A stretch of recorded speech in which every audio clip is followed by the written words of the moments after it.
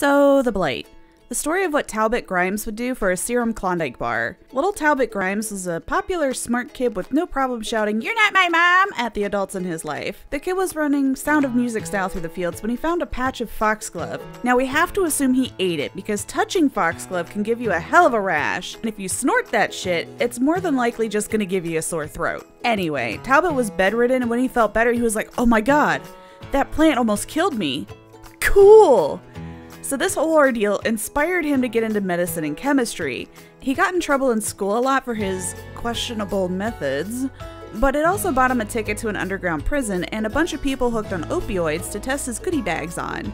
He found a way to make a person work harder with little to no rest required, and thus, capitalism was born. There is also the whole thing with making something to make soldiers able to withstand crazy amounts of pain with the side effect of homicidal tendencies, and they may or may not have killed a shitload of people. Talbot just assumed that these were rumors and kept doing what he was doing until a guy cracked him over the head with a pipe for it. The guy brought him to a pit of dead bodies from one of the recent side effects may include commercials, and he and his buddies beat his ass and dropped him in there. Talbot survived and started dragging himself out of there by digging his fingers into the rotting flesh of the dead people around him before getting too tired and collapsing next to a hazel-eyed dead woman. He was found by a place that said it was an ancient mystery school, which doesn't sound shady at all, so, you know, most likely a cult. They knew he was good at research, and that's the only reason they picked him up. Talbot was originally just going to stick around until he was better and help them research while he was there, but then his brain fixated on what he was studying. He was researching helping humans open their third eye and finding alternate dimensions. It's hard to tell from his memories, but it looks like he was trying to harvest a kind of opioid that only existed as a person was dying, and he called it the soul drug. He damn near found the key to human enlightenment when the school started getting uncomfortable with it and pumped him full of drugs and sent him down to an opium den. Talbot didn't want his research to be forgotten, so he carved out the info on the walls and then onto his chest. The entity then invited him over to check out his flower garden, and poof, he was gone, and "Death is only the beginning" was written on the wall. So once he's in the fog, Talbot starts making a serum from a flower and investigates the place.